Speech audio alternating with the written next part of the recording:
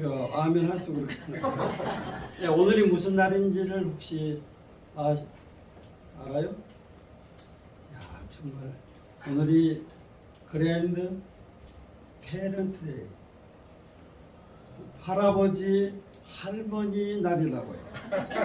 야, 그것도 미국에 살면서 그것도 모르세요? 미안합니다. 저는 나이가 들고 또 저는 금년 77세인데 나이가 들면은 저절로 할아버지가 되고 할머니가 되는 줄로 그렇게 알았어요. 근데 할아버지가 되고 할머니가 되는 것을 근리에서야 깨닫게 되었어요. 저에게는 손자 손녀가 이제 5명이 있습니다. 우리 선배 목사님 가운데에 그 목사님이 그 세 자녀를 두었는데 굉장히 천재들입니다. 그래서 영국에서 미국에서 제일 좋은 학교들을 보냈어요. 그리고 이제 큰 아들과 이제 둘째 딸은 결혼하지 않고 또 이제 큰 딸은 결혼했지만 좀 늦게 해서 장로님 아들과 결혼했는데 아기가 없어요. 그래서 그 목사님이 지금 제가 그 밑에 있었는데 83세인데도 할아버지가 되지 못하고 할머니가 되지를 못했다고. 그래서 이 할아버지가 되고 할머니가 된다는 것이 뭐 나이가 들면은 저절로 되는 것이 아니라 자녀들이 애기들을 낳아줘야만이, 우리 목사님 잘 들으세요. 우리 장로님 잘 들으세요. 그래야만이 할아버지가 되고 할머니가 된다는 것을 그러니까 요새 사대가 그걸 알게 되었다고요. 만년 청년으로 지내는 청년같이 지내는 우리 김범수 목사님 머지않아 할아버지와 또 사모님 할머니가 될 걸로 기대합니다. 그렇죠? 네. 예, 그래요. 고개 끄덕였어 장로님. 장로님.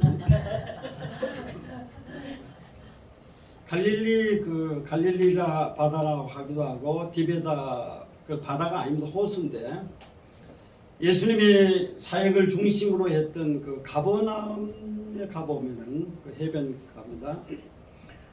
거기에 그 언덕에 특별한 교회가 하나 세워져 있습니다. 그 교회를 수익권 교회 혹은 수권 교회라고 하는데 영어를 찾아보니까 잘 안 나와요. 나중에 김 목사님한테 좀 알려주십시오. 영어가 그 수익권, 다시 말하면 오늘 요한복음 21장의 배경을 하고 있는 베드로가 다시 예수님으로부터 사명과 권위를 받았다는 것을 기념하기 위해서 세운 교회, 그래서 그것을 수익권 혹은 수권교회라고 그렇게 부르고 있습니다.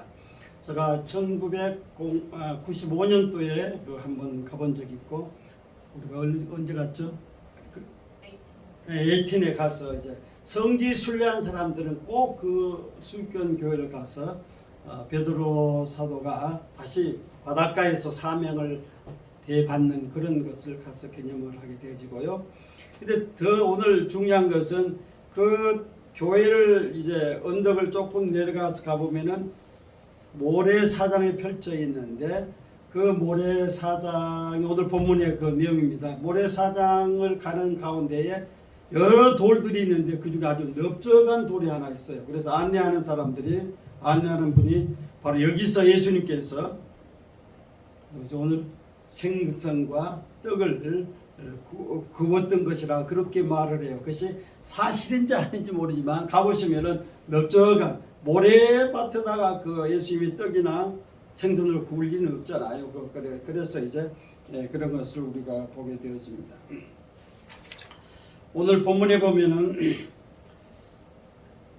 예수님께서 부활하신 것을 제자들이 다 경험을 하고 난 후에도, 한두 번 경험한 후에도 베드로를 중심해서 아주 중요한 제자들이 다시 고향으로 돌아갑니다. 우리 고기 잡으러 가자. 그래서 이제 베드로가 그러니까 다 따라서 이제 고향으로 떠나는 것을 보게 되어집니다. 예수님이 그날 밤에 고향으로 돌아와서 그물질을 했을 때에 첫 그물질인지 둘째 그물질인지 I'm not sure. 그러나 어쨌든 그날도 이상하게도 고기를 한 마리를 잡지, 그물을 해서 이제 고기를 잡는데 아마 쓸만한 고기라고 저는 생각을 합니다. 쓸만한, 팔 수 있는, 먹을 만한 그런 생선을 한 마리도 잡지를 못했다라고 성경이 말씀합니다. 바로 거기에 예수님이 나타나셨습니다. 그래서 그 장소가 누가복음 5장에서 기록하고 있는 그 장소인지, 첫 번에 제자들을 만나서, 제자를 부르기 전에 만나서 그 장소인지 이 장소인지 그건 모르지만 어쨌든 이날도 예수님이 거기에 갔을 때에 고기를 한 마리도 잡지를 못했다고 했습니다. 그것을 예수님 지켜본 후에 그물을 어디에? 깊은 데로 던지라. 누가복음 5장에서는 오른편으로 던지라 했잖아요. 그래서 150마리의 고기를 잡게 했다라고 그렇게 말씀을 하고 있습니다. 저희 아버지가, 제가 섬 출신인데 저희 아버지가 어렸을 때 멸치, 정치망 어장 그랬어요. 정치망이라는 것은 딱 고정시켜 가지고 바닷물, 썰물과 들물을 이용해서 멸치들을 모아 가지고 그 멸치를 잡는 그런 것을 정치망이라고 합니다. 거기에 이제 하루 2번 이렇게 그 고기를 가두는 그 큰 양식, 그 마지막에 고기를 이제 가두는데, 제가 어렸을 때 국민학교 때, 중학교 때 이제 그 배를 따라서 배를 타고 이제 그 바닷가로 가보면은 거기에 고기들이 멸치들이 많이 있는 것을 보면은 아주 기분이 좋고, 또 멸치 정치망을 하는 저희 아버지도 기분이 좋고, 같이 일하는 일꾼들도 기분 좋고, 그래서 고기를 많이 잡을 때는, 멸치를 많이 잡았을 때는 바로 그 옆 해변가에 거기에 이제 바로 신호를 보내서 큰 가마솥에 소금을 넣고 끓여서 거기에서 멸치를 연포로 합니다. 멸치를 삶아서 그다음에 해변가에 거기다 건조를 해서 상품이 되면 가서 파는 그런 것을 제가 보았습니다. 이 제자들은 2번씩이나 이제 고기를 잡았는데, 어부들의 그 최대의 로망, 소망이 뭐냐면은 2가지입니다. 하나는 만선입니다. 만선, 배가 가득하게, 우리가 그 갈매기 어렸을 때 그랬잖아요. 햇볕 은빛 타고 가서 이제 만선 오는 그런 노래를 기억하고 있는데, 만선을 이루는 것이고, 또 하나는 뭐예요? 한번 그물이 찢어질도록 한번 고기를 잡아보는 것이 고기를 잡는 어부들, 또 저인망을 하는 어부들의 그 소망이라는 것을 우리가 아는데, 그런데 오늘 본문에 보면 2번이나, 물론 의미는 다릅니다만 2번이나 어부로서의 최대의 그 소망을 이루게 된 거죠. 누가복음 5장에서 그러고 오늘 21장에서도 그물이 찢어지도록, 배가 가라앉을 정도로 그렇게 고기를 잡았다고 그렇게 말을 합니다. 오늘 그것을 제가 중심적으로 말씀드리려고 하는 것이 아니고, 제가 오늘 설교를 준비하면서 누가복음 5장에서 고기를 잡게 했던 그 사건하고 오늘 요한복음 21장에서 그 고기를 잡게 했던 것들을 비교해서 제가 오늘 설교를 드리려고 합니다. 저는 누가복음 5장에서, 누가복음 5장이죠. 예수님께서 그 바닷가에서 제자들에게 그물을 오른편에 던지라고 해서 고기를 잡았을 때에 그것은 설명이 가능하죠. 이해가 가능하고 그렇잖아요. 왜냐하면 자기를 부르시는 이분이 누구신가를 분명히 보여주기 위해서 그 의도만은 아니라 할지라도 어쨌든 이제 그 고기를 잡게 한 후에 제자들을 불렀잖아요. 그래서 그 고기를 잡게 했던 그 이유들이 분명히 여기에서 선명하게 드러나고 있어요. 내가 너희들을 부르는 내가 누구냐고 하는 것들을 그 고기 잡는 것을 통해서, 또 오른쪽에 그 고기를 많이 잡는 것을 통해서 보여주는 것이라고, 누구나 쉽게 그 장면들을 이해할 수 있는데, 오늘의 본문의 장면은 전혀 저로서도 이해할 수 없는 장면이죠. 제자를 부르는 장면도 아니고 또 오히려 제자를 불러서 3년 동안 훈련시켰던 그 제자들이 예수의 부활을 보고서도 다시 갈릴리로 돌아갔을 때에 어떤 면은 사명에 대한 유기고 사명에 대한 배신이고 예수님이 부르신 그 부름에 대해서도 그런 것이잖아요.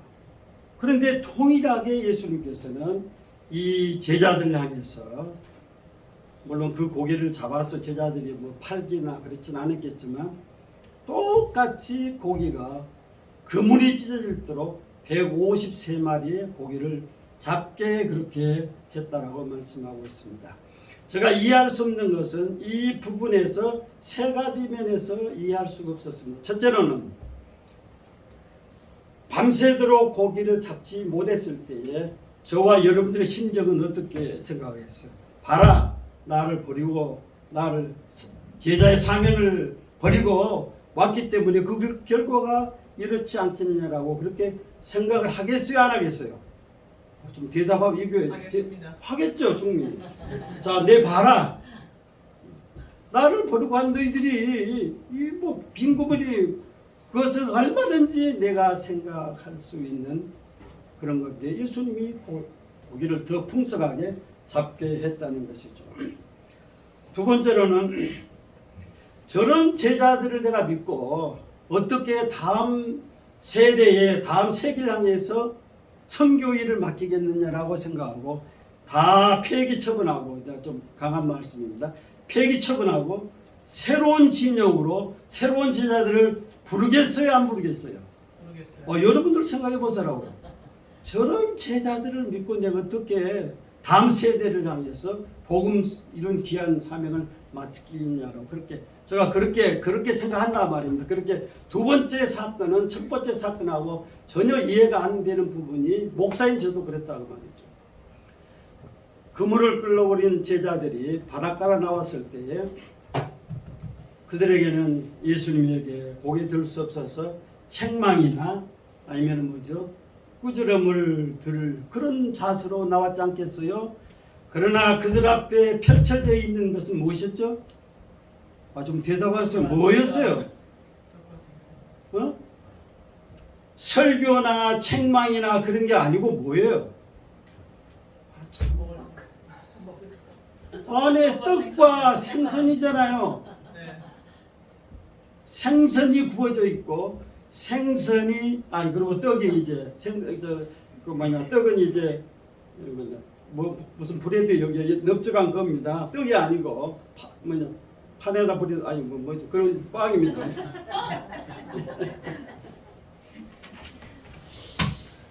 그들은 그런 자기들 양심적으로 분명히 예수님 앞에 가면은 혼나겠다라고 생각을 했겠어요, 안 했겠어요? 했겠지만 예수님은 그런 거 일절 하지 않고 오히려 그들이 밤새도록 그물 전하면서 피곤한 그들에게 일용할 양식인 매일의 양식인 바로 그 떡과 그리고 생선이 그 앞에 펼쳐졌을 때에 오늘 제가 이야기하려고 말씀드리려고 하는 이것입니다. 그걸 가만두고 볼 분들이 누가 있겠어요? 저는 성경의 66권 가운데 저 개인적인 생각입니다. 많은 것들이 펼쳐져 있지만 바로 그 앞에서 그 상황에서 예수님께서 새벽 일찍이 와서 떡과 그리고 생선을 굽는 모습이 나에게는 가장 최고의 감명적이고 영적인 모습, 저 개인적인 생각입니다. 그것을 이제 저는 생각을 하게 되집니다. 오늘날 떡과 그 포도주는 떡과 그 생선은 그 사람들이 일상적으로 먹는 것이죠. 특별하게 무슨 갈비를 굽고 그 다음에 특별하게 그런 게 아니고 그냥 아침이면은 서민들이 먹는 생선 그리고 이제 빵, 떡, 브레드입니다. 빵, 우리 한국말 떡이 아니고 브레드입니다. 그것을 준비하신 모습을 보면서 많은 생각을 했습니다. 저 같으면 불려다 놓고 너희들이 이럴 수 있어? 저럴 수 있어? 어떻게 이렇게 나를 배반하고 가? 그렇게 하는 것이 정상적이고 당연하지 않아요? 맞죠? 네. 네, 맞죠? 아니, 성인이 아닌 이상은 그렇게 당연한 거 아니에요. 그리고 제자들도 그런 심정으로 그런 모습으로 아마 바닷가에서 나왔다고 그렇게 생각을 합니다. 오늘날 교회에서 성령에 대한 이야기 많이 합니다. 믿음에 대한 이야기 많이 합니다. 기도에 대한 이야기 많이 합니다. 찬양에 대한 이야기 많이 합니다. 이런 것들은 다 물론 기독교의 굉장히 핵심적인 요소이기도 합니다. What? 그 실체가 뭡니까? 오늘 많은 크리스찬들이 가장 성경에 필요한 요소들에 대해서 강조하고 많이 말을 합니다만은 그 실체가 뭐예요? 예수님의 모습을 떠오르면서 그래서 저는 이 본문을 설교하면서 가장 영적이고 가장 성령 충만한 것이고 가장 믿음적인 것이고 가장 기도적인 것이고 가장 사랑적인 것이 바로 인간적이요 일상적인 것이라고 이 본문에서 저는 발견하게 되었습니다. 굉장히 늦게 발견하긴 했습니다만 떡 한 조각이라든지 그리고 생선 하나 그것이 가장 그 행동이야말로 가장 믿음적인 것이고 오해는 하지 마시오 여러분들의 그런 면들에 대해서 생각을 하게 되어집니다. 이찬수 목사님인가 내가 뭐 우리 집에 설교를 다른 분 설교를 뭐 김원수 목사님 설교집이나 볼란 모르겠죠. 다른 분의 설교를 안 보거든요. 근데 아침 그 새벽에 보니까 삶으로 말하라는 말을 제목이 있더라고. 삶으로 꿀꿀이. 크리스찬의 그 가장 중요한 요소들을 이야기하면서도 실체는 없는 오히려 그 좀 비판적인 이야기입니다만 이렇게 성령 충만 기도 찬양 사랑 이야기들을 많이 하는 사람일수록 다 그런 건 아니지만 더 비판적이고 오해하지 마십시오. 더 뭡니까? 그런 거 많잖아요. 교회 안에서 믿음 없는 사람들은 남을 비판할지도 몰라요. 맞나요? 네. 오히려 이런 것들을 많이 기도 많이 하고 성령 충만 많이 하고 오히려 이런 것들을 기독교의 가장 중요한 요소들을 많이 말을 하는 사람일수록 다 그런 건 아니지만 오히려 용납하지 못하고 비판하고 설문에 이런 설문을 한 걸 제가 봤습니다. 당신이 삶을 통해 크리스찬들에게 가장 상처를 많이 받은 곳이 어디입니까? 라고 물을 때 교회라고 답했어요. 믿어져요? 믿습니다. 나는 이걸 동산교회도 어떤 상처들을 가졌는데 I'm not sure. 그러나 이걸 우리가 남남으로 살았다면 미워할 일도 없잖아요. 늘 내가 강조하는 겁니다. 내가 권사님하고 내가 뭐 누가하고 장로님하고 남남으로 살았으면은 미워할 수도 없고 뭐 질투할 수도 없는데 교회라는 데서 만나가지고 미워하고 질투하고 시기하고 맞아요? 맞는 말 아닙니까? 남남으로 만났으면 물 좀 주십시오. 오늘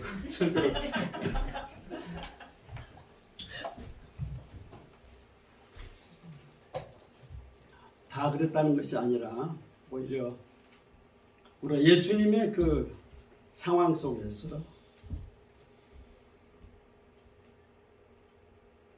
빵을 굽고 생선을 굽는 그 모습에서 우리는 우리의 신앙의 실체가 뭔지, 우리의 믿음의 실체가 뭔지, 우리의 기도가 실체가 뭔지, 우리의 그런 성령 충만의 실체가 뭔지를 저는 심플하게 적용을 해보는 것이죠. 저 개인적 심플하게 여러분들한테 챌린지 해보는 겁니다.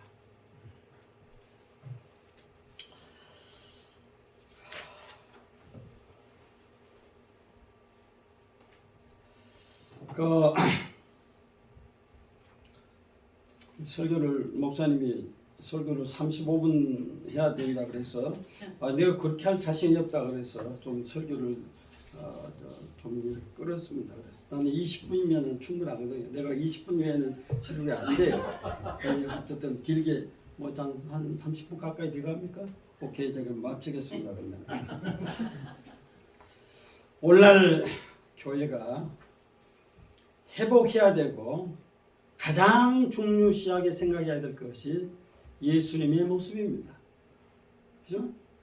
알죠? 예수님의 모습을 교회가 회복을 해야 되고 예수님이 제자들 자기를 배반하고 간 제자들에게 뭐 고기를 잡게 했던 그 문제가 아니고 거기에 떡과 생선을 굽는 예수님의 모습에서 우리는 교회가 회복해야 될 중요한 메시지가 거기 있다라고 생각을 합니다. 그 예수님 동시대에 살았던 플라비우스 요세푸스라고 하는 분이 있습니다. 그분은 크리스찬은 아닙니다만 예수님의 동시대에 살았습니다. 그는 20여 권의 책을 쓰면서 기독교에 대한 책들도 많이 썼습니다. 예수에 대해서, 교회에 대해서 많이 썼어요. 그래서 그는 크리스찬이 아니지만 교회에서는 그분을 교회 사가라고 그렇게 부릅니다. 교회 사가라고. 그분의 책 가운데에 12 제자들의 마지막에 삶에 대해서 그들의 어떻게 마지막을 보냈는가에 대해서 어떻게 다 그래 수집했는지 모릅니다만 12 제자들에 대해서 그 마지막 그들의 삶에 대해서 쓴 책 것이 있습니다. 거기에 보면은 때로는 뭐 알메니아, 헬라, 그다음에 인도, 또 이제 에티오피아, 파사, 한국에서도 한참 그 뭡니까 경상도 어딘가 그 도마라는 이름이 있어가지고 도마 제자가 한국까지 오지 않았는가 하는 그런 것도 있었어요. 알죠? 예? 한국에 도마라는 어떤 이름이 있었다고요. 그분들이 제자들의 그 자연사한 그 사도 요한 반모에서 자연사한 이 사도 요한 외에는 다 한결같이 끝까지 순교했다고 하는 기록입니다. 놀랍잖아요. 물론 그것이 오순절의 성령의 그 역사라고도 말할 수 있겠습니다만 저는 이분들이 끝까지 복음을 위해서 선교하고 순교했던 것은 바로 이 장면을 맞닥뜨렸던 것이 아니었가 그렇게 생각을 합니다. 개인적인 생각입니다. 맞을 것 같아요? 네. 이 모습을 본 제자들이 끝까지 예수님을 향해서 마지막 순교의 제물이 되어졌지 않았는가 그렇게 생각을 해봅니다. 그래서 저는 떡과 이것을 보면서 오늘 영어로 좀 하라니까 영어를 안 하네요. Symbol of Grace. 다시 말하면은 그래서 그 떡과 그 다음에 그 생선. 그래서 제가 이스라엘에 2번 갔는데 그래서 예수님 생각하고 이런 넓적한 빵들을 얼마나 많이 먹었는지 몰라요. 그냥 사서 주고 많이 줬다고. 예수님 생각하고 피타브레드, 피타브레드. 이만큼 사가지고 다 날라주고 그래 싸게 또 싸잖아요. 가면은 요르단에는 전혀 값을 못 올리 해가지고 서민들 식품이기 때문에 그래서 다 먹도록 굉장히 많이 보게 되는 것을 봅니다. 저는 그래서 오늘 제목이 은혜의 상징입니다. 오늘 교회가 정말 회복해야 될 것은 가장 일상적인 것, 가장 삶의 기본적인 것 이런 것들을 회복할 필요가 생각을 합니다. 거창하게 크리스찬의 삶을 그렇게 설명하고 할 것이 아니라 내 주변에 있는 그런 사람들을 케어하고 또 교회 안에 상처받은 사람들을 또 어루만지고 회복시키는 그런 은혜들의 현실 교회가 가장 필요한 것이라고 저 은퇴 목사로서 이렇게 말씀을 드립니다. 거룩하신 하나님 감사합니다. 오늘 예수님의 그 21장을 통해서 우리에게 주신 여러 가지 교훈들을 생각했습니다. 오늘 우리 자신들을 말씀에 비추어 볼 때에 크리스찬에게 있어서 가장 중요한 것이 무엇인가를 것들을 깊게 생각할 수 있도록 해주시고, 오늘 교회가 상처도 많고 허물도 많고 여러 가지 그런 것들이 있지만 예수님의 모습들을 통해서 교회가 회복되어지고 또 이렇게 다시 채워지는 은혜가 있게 해 주옵소서. 예수님의 이름으로 기도하옵나이다. 아멘. 내가 하나 빠뜨렸는데 한 1초만 알겠습니다. 자꾸 설교를 이찬수 목사 말고 다른 목사님이 설교를 잠깐 한 1분 동안 들은 적이 있는데